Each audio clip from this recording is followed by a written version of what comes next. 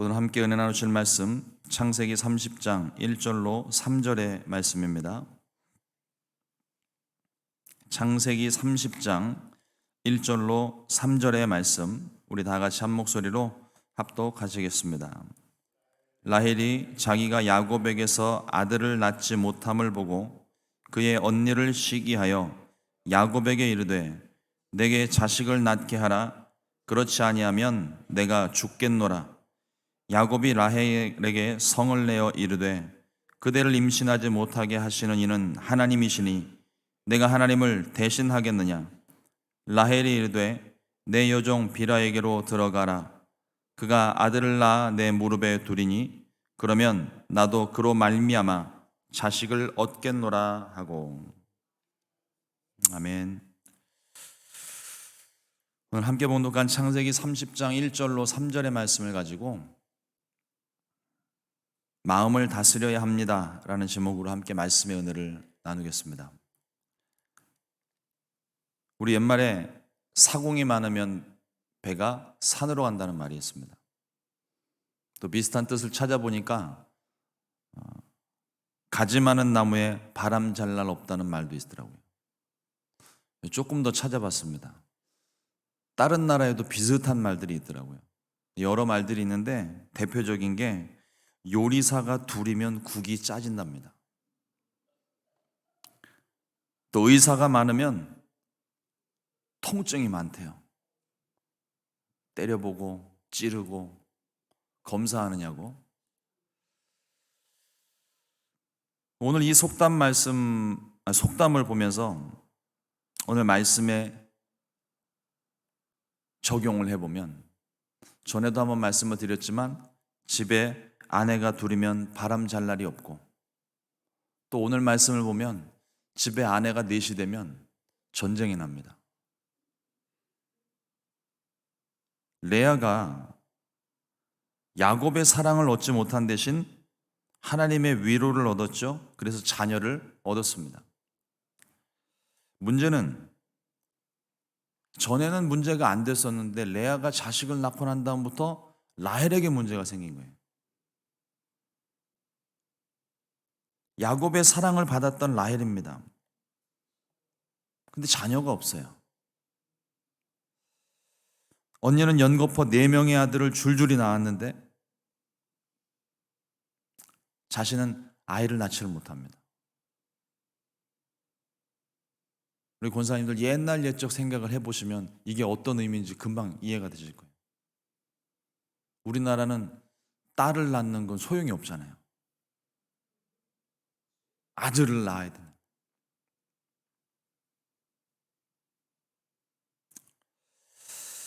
그 당시에는 자식을 낳지 못한다고 하는 것은 한 여인에게 수치였습니다. 부끄러움이었고 조롱의 대상, 욕먹어도 싼 사람이 돼버리고 말죠. 그리고 어느 순간부터인가 오늘 말씀을 보시면 애 낳는 전쟁이 시작됩니다. 아이를 얻기 위해서 수단과 방법을 가리지 않더라고요. 자신의 여종을 동원해서 애 낳는 전쟁을 선포했습니다. 왜 이와 같은 일들이 일어났을까요? 오늘 이 말씀을 좀 우리가 함께 보면서 우리가 정말 가져야 되는 마음 함께 좀 나눴으면 좋겠습니다. 첫째로 시기심 때문입니다. 시기심. 1절 말씀해 보니까요, 라헬이 자기가 야곱에게서 아들을 낳지 못함을 보고 그의 언니를 시기하여 야곱에게 이르되 내게 자식을 낳게 하라. 그렇지 않으면 내가 죽겠노라. 라헬의 마음이 굉장히, 생각을 해보니까 라헬의 마음이 굉장히 지금 복잡해요. 분명 남편에게 사랑받고 있는 거는 알겠는데 언니가 아이를 낳기 시작하면서부터 라헬의 마음이 복잡합니다. 자식이 없는 서러움과 자식을 너무나도 잘 낳는 언니에 대한 질투심과 또 남편에 대한 서운함이 이 마음 속에서 막 움직이는 거예요. 그러면서 자신을 향하여서 신세한탄을 하기 시작합니다. 자식도 못하는 나는 죽어 마땅하다. 난 죽어야 돼. 근데 본인이 그런 생각을 할 수 있다고 그러면 너무 많이 제가 나가나요? 생각이 드는 걸 어떡합니까? 자식이 없는 거에 대한 서운한 마음 있을 수 있죠. 근데 이 있을 수 있는 생각이 입 바깥으로 나올 때 문제가 되는 거예요. 자신의 그 복잡한 감정 때문이었는지 야곱에 대해서 막말을 하기 시작합니다. 나 같은 사람은 죽어야 된다고 그냥 마음에도 없는 말을 그냥 해요. 라헬의 막말을 들은 야곱도 같이 화가 나는 겁니다. 아무리 사랑해도요, 계속 끊임없이 안 좋은 소리를 들으면 이 사람의 마음도 이게 같이 화가 나는 거예요. 하나님이 막으시는 걸 내가 어떻게 하겠느냐? 화를 냅니다. 레아에게서 아들을 넷이나 낳았으니 야곱의 문제는 아닌 것 같아요. 자기 자신도 할 만큼 했다고 생각을 하는데 라헬이 막말을 막 하니까 야곱 입장에서는 본인도 답답하고 화도 나고 억울한 부분이 있었겠죠. 충분히 상황적으로는 이해가 됩니다. 그런데 그럼에도 불구하고 그러면 안 되는 일이었어요. 아이를 낳지 못하는 게 야곱의 잘못도 아니고 라헬의 잘못도 아닙니다. 야곱이 지금 고백을 하고 있잖아요. 하나님이 막으신 거 아니냐. 그건 우리가 어떻게 할 수 없는 거잖아요.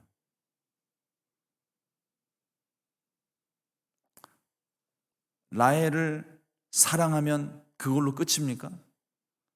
내가 레아보다 당신을 더 사랑하잖아. 이 말이면 끝나는 거예요? 사랑은요, AS를 잘해야 됩니다. 애프터 서비스. 사랑한다는 말 이후에 그 다음이 중요한 거예요. 내가 당신을 사랑해 라고 이야기를 하면은 아내분들이 가르쳐 주지 않았는데 똑같이 하는 말들이 있습니다. 말로만 뭐라도 좀 이렇게 갖다 주면서 하다못해 꽃이라도 한 송이 좀 꺾어 주면서 내가 당신을 이만큼 사랑해. 꽃보다 당신이 더 이쁘다. 이게 꽃이 옆에 있으니까 빛이 안 나네? 이런 말 한마디라도 좀 하면 막 일어났던 화가 좀 이렇게 가라앉을 수 있지 않았을까? 어떤 것으로도 만족할 수는 없었겠지만 뭐라도 좀 해야 되지 않았을까요? 인간적으로 안 되는 일이라도 뭐라도 좀 해야 되지 않았을까요? 야곱은 참고 위로했어야 됐어요. 섭섭한 건 야곱이 아니라 라헬이니까 그 마음을 위로를 했어야만 했습니다. 야고보서 1장 20절 말씀해 보니까 사람이 성내는 것이 하나님의 의를 이루지 못함이라. 그 섭섭한 마음이 남편이 화를 내니까 전쟁을 선포를 한 거죠. 그러고 싶지 않았지만 자식을 얻기 위해서 자신의 여종을 남편에게 들여보냅니다. 야곱은 라헬을 분명히 사랑했습니다. 레아보다 더 사랑했습니다. 그런데 라헬이 짜증을 내고 시기하고 분을 내니까 야곱도 한계에 이르러서 화를 냅니다. 우리 인간관계에서도 마찬가지인 것 같아요. 시샘하고 질투하는 마음에서부터 분열이 시작되는 거예요. 상대방이 나에게 실수하고 잘못된 것들도 물론 있겠지만 기본적으로 참 누가 이렇게 가르쳐주지도 않았는데 내게 없는 것들을 누가 가지고 있으면 기가 막히게 알아봐요. 그게 가방이 됐든 자동차가 됐든 살림살이가 됐든 아니면 성격적인 거나 재능이나 하여튼 뭐든 간에 내게 없는 걸 누가 가지고 있으면 그때부터 마음이 불편해지더라고요. 처음에는 내 속에서만 일어나지만 시간이 가면 갈수록 그거를 묵상하면 묵상할수록 화는 더 나요. 묵상은 하나님 말씀만 묵상하십시오. 내게 일어난 일들을 묵상하지 마세요. 그거는 내게 일어난 일들은 기분 나쁘면 에이 기분 나빴네. 좋았으면 아이고 할렐루야 감사합니다. 그럼 끝이에요.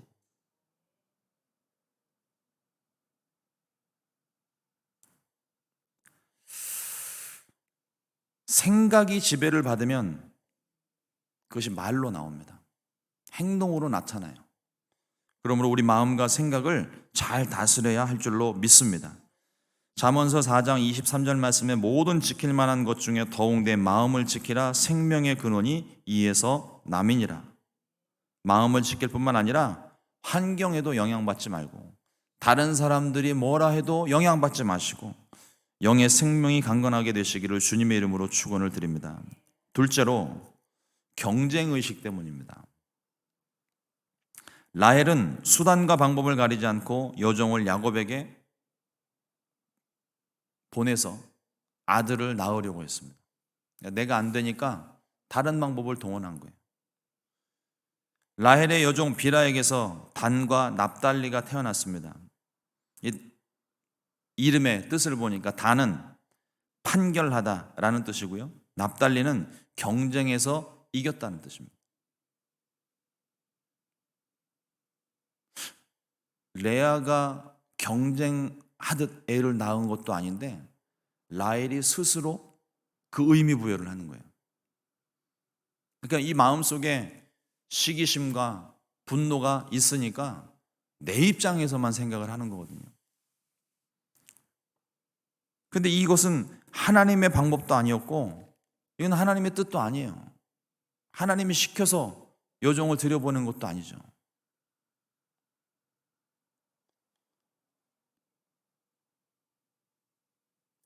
DNA가 그래서 그런 걸까요? 사라가 똑같이 그랬잖아요. 그리고 또 야곱도 할아버지의 DNA가 있나 봐요. 여종을 들여보냈는데 아니라고 그래야죠.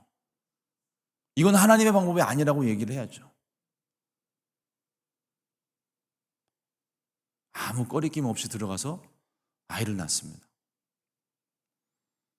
속상한 마음에 불을 질렀어요. 하나님의 방법도 뜻도 아닙니다.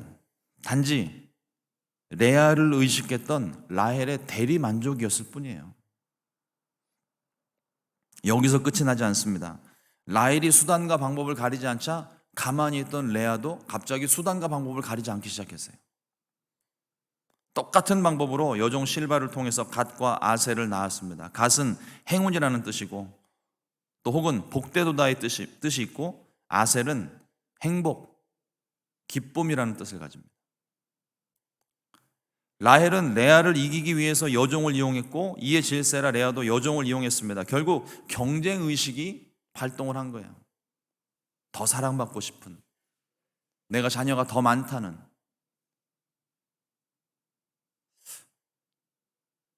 정말 쓸데없는 생각인데 이와 같은 경쟁의식이, 비교의식이 자식을 낳는 전쟁으로 번져가는 겁니다. 물론 이 가운데에도 하나님께서 이 모든 것을 합력하여 선을 이루셔서 마침내 야곱을 통해 이스라엘의 12지파의 조상이 태어나기는 했지만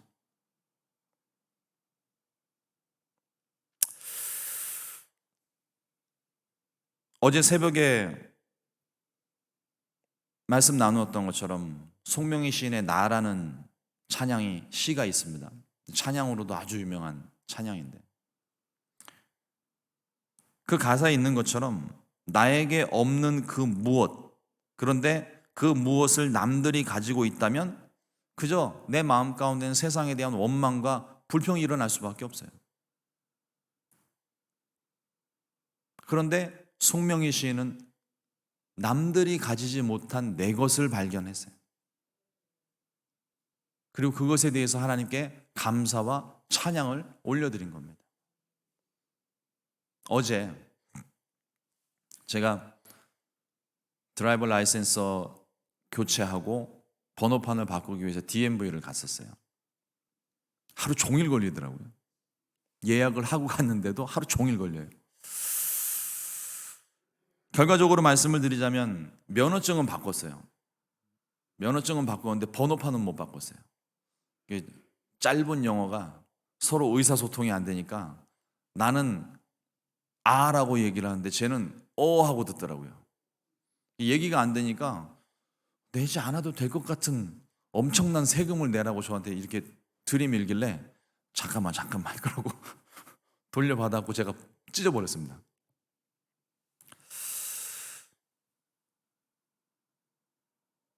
집으로 돌아오는데 기분이 되게 나쁜 거예요.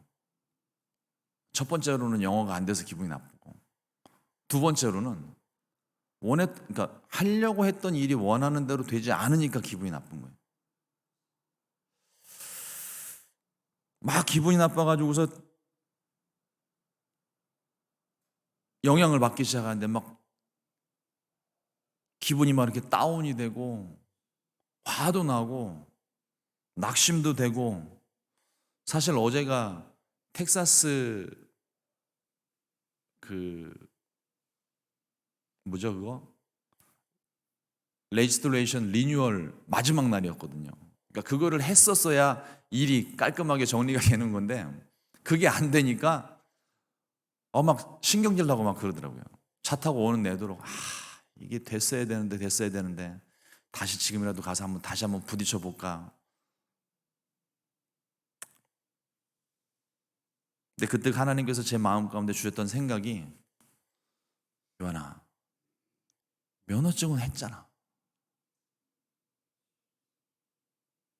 번호판 못 가른 거에 대해서 속상한 마음 있고, 뭐 거기에 대해서 제가 게을러서 늦게 한 거니까 날짜가 넘어간 거에 대해서는 뭐 벌금을 내면 그만인 건데, 너 면허증은 내가 해줬잖아. 그러고 나서 보니까요, 제가 면허증을 취득을 하는데 10분 정도밖에 걸리지 않은 것 같아요. 제가 가기 전에 미리 여러분들한테 물어보니까 뭐 달라스에서 시카고로 오게 되면 시카고에 면허증을 교체를 할 때 뭐 시험을 봐야 된다고 다들 얘기들 하시더라고요. 저는 그래서 그런 생각을 하고 이제 좀 있었는데 덤덤하게 기다리고 있는데 갑자기 내주더니 가라는 거예요. 그래서 끝났니? 그랬더니 끝났대요. 가면 된다는 거예요. 생각해 보니까 남들은 다 시험 봤다는데 시험도 안 보고 끝났어요. 감사한 일이잖아요. 근데 거기에 대한 감사는 하나도 하질 않았더라고요. 그냥 오직 내 생각은 안 된 일에 대한 답답함과 초조함과 낙심되고 그 환경에 영향을 받아갖고 내 기분이 그냥 쫙 깔아앉아가지고, 그래서 깨닫게 해주신 거니까 그 자리에서 감사를 드렸죠. 하나님 감사합니다. 오늘 그래도 면허증은 했네요. 번호판도 내일 해주실 줄로 믿습니다. 그 기도를 하고 나니까요, 이 눌려있던 마음이 확 풀리는 거예요. 갑자기 마음에 평안함이 막 찾아옵니다.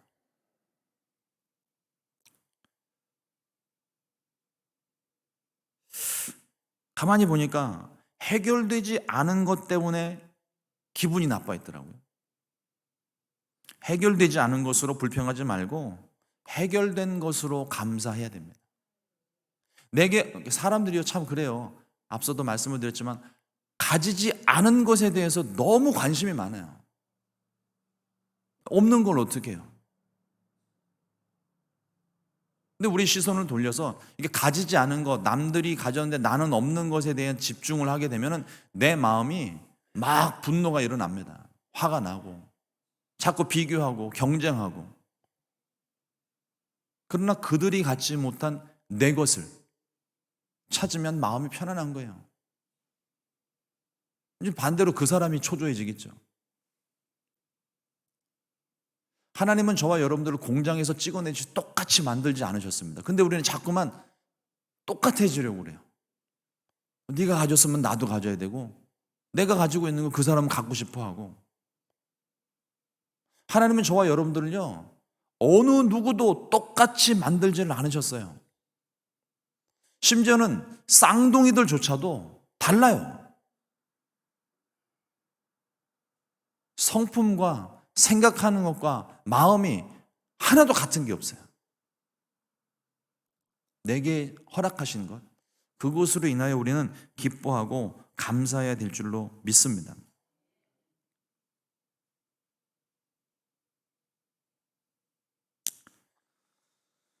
어떻게 하면 이런 경쟁 속에서 또 치열한 전쟁 같은 생활 속에서 상처받지 않고 행복하고 아름답게 살아갈 수 있을까요?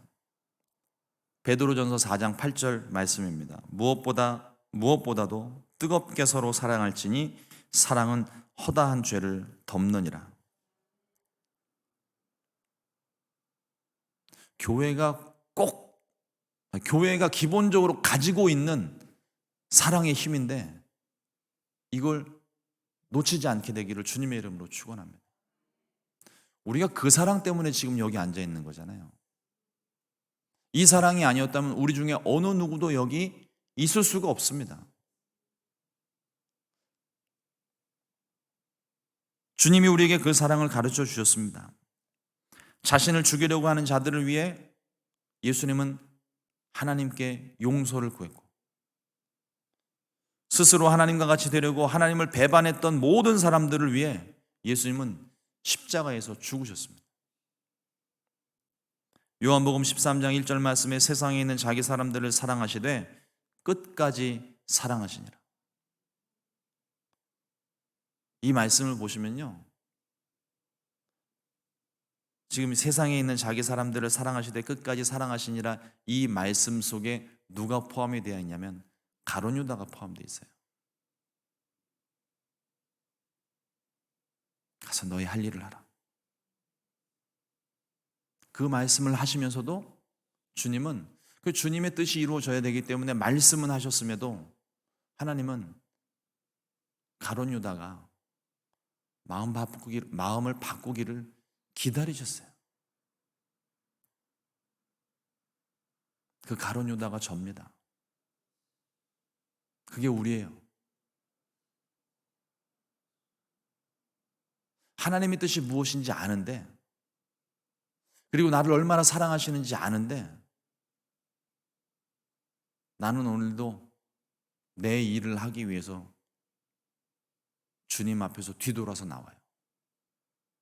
그런 나를 주님은 그래도 끝까지 사랑해 주십니다. 그 사랑이 있었기 때문에 온 인류의 죄를 용서해 주셨습니다. 주님이 열리신 보혈로 온 세상의 죄를 다 덮어버리셨어요. 그리고 하나님과 하나 되게 하셨습니다. 그리스도의 몸된 공동체, 교회는 그런 곳이어야 됩니다. 주님의 사랑이 충만해야 됩니다. 서로 사랑하고 섬기는 공동체가 되기를 주님의 이름으로 축원을 드립니다. 교회는, 여기는 경쟁하는 곳이 아니에요. 여기는 나뉘어지는 곳도 아닙니다. 교회는 사랑하는 곳입니다. 교회는 용서하는 곳입니다. 먼저 용서받은 곳이에요. 서로 비교하지 말고 정죄하지 말고 사랑으로 가득한 주님이 기뻐하시는 우리 교회가 되기를 간절히 소망합니다. 오늘 하루 그 사랑으로 후회 없이 그리고 뜨겁게 사랑하고 하나 되는 역사가 일어나기를 우리 주님의 이름으로 축원을 드립니다. 기도하겠습니다. 좋으신 하나님, 감사합니다. 오늘도 귀한 말씀 통하여 우리 마음 가운데 불편했던 감정들, 또 하나님이 원치 않으시는 그와 같은 생각들, 내 속에 있는 것들을 발견할 수 있게 하시오니 감사합니다. 내게 없는 것 때문에 원망하고 불평했던 우리의 모든 죄와 허물들을 주님 용서해 주시고 주님의 그 사랑으로 우리를 다시 한번 덮어 주시옵소서. 주님의 사랑으로 충만해져서 우리 교회가 사랑으로 소문난 교회가 되기를 원합니다. 어느 누가 와도 사랑해주고 우리 안에 어떠한 실수와 허물이 있어도 사랑해주고 주님이 우리를 사랑하셨던 것처럼 우리도 또한 그와 같이 살아감으로 우리가 주님의 제자인 줄 우리 자신과 세상이 알 수 있게 하여 주시옵소서. 하나님, 오늘 하루도 우리에게 베푸신 하나님의 놀라운 은혜 가득하기를 원하고 그 은혜를 발견하기를 원합니다. 은혜 가운데 감사하는 하루가 되게 하시고 하루 온종일 주님의 은혜가 충만하게 하여 주옵소서. 감사하고 이 모든 말씀 예수님 이름으로 축복하고 기도드렸습니다. 아멘. 주님